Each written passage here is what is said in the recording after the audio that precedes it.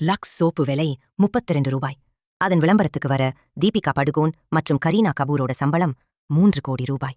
Colgate பேஸ்டோட விலை 30 ரூபாய். விளம்பரத்துக்கு வர சமந்தா காஜல் அகர்வாலோட சம்பளம் 1.5 கோடி ரூபாய். எமமி ஃபேர் மற்றும் ஹேண்ட்ஸம் விலை 25 ரூபாய். அதோட விளம்பரத்துக்கு வர சாருகான் மற்றும் சூர்யாவோட சம்பளம் 5 கோடி. ஒரு ரீவைட்டல் மாத்திரையோட விலை 14 ரூபாய்.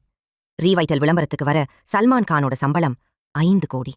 அந்த விளம்பரங்களை ஒளிபரப்ப டிவியோட டிஆர்பி ரேட்டு, விளம்பர செலவு, பேப்பர் விளம்பரம், அதோட செலவு, அந்தந்த பொருளுக்கு டீலர், ஸ்டாக்கிஸ்ட் இவங்களுக்கு கொடுக்க வேண்டியது லாபம், rate, margin, percentage, product samples, gifts, மாநிலம், மாவட்டம், ஏரியான்று ஏஎஸ்எம், இசட்எஸ்எம், ஆர்எம், மேனேஜர், அவருக்கு கீழே சேல்ஸ் ரெப், இவங்க எல்லாரோட சம்பளம், டிராவல் அலோவன்ஸ், இஎஸ்ஐ, பிஎஃப், கடைகள், சூப்பர் மார்க்கெட், போஸ்டர்கள், அதோட செலவு, சேல்ஸ்மேன்கள், அவங்க சம்பளம், மத்திய வரி, மாநில வரி, இத்தனை செலவும் நீங்க வாங்குற அந்த குறிப்பிட்ட எம்ஆர்பியில அடங்கும்.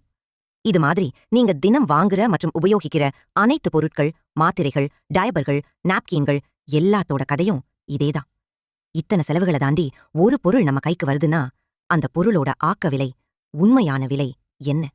இது என்னைக்காவது யோசிச்சிருக்கீங்களா? பெட்ரோல் விலை 10 பைசா அதிகமானா கோபப்படுகிற நாம், ரோட்டோர கடையில 10 ரூபா கீரைக்கு பேரம் பேசி வீராப்பு காட்டுற நாம், இத பத்தியெல்லாம் சிந்திச்சிருக்கோமா? மறக்காம சர்ப்ரைஸ் பண்ணுங்க. தேங்க்யூ.